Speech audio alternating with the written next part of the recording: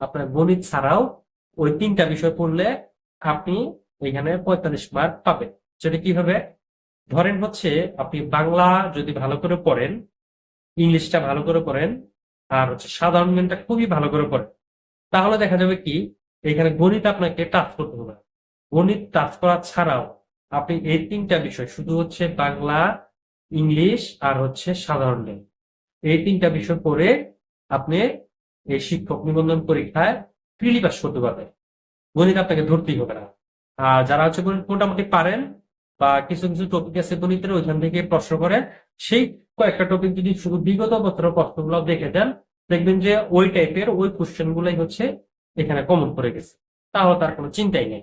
আর যারা হয়তো গণিত একেবারে কিচ্ছু পারেন না, মানে আপনি হচ্ছে গণিত যোগ বিয়োগ গুণ ছাড়া আর আপনি গণিতে কোনো কিচ্ছু পারেন না, তারপরেও তারা নিবন্ধন পরীক্ষায় পাস করতে পারবেন এই 3টা বিষয় পড়ে।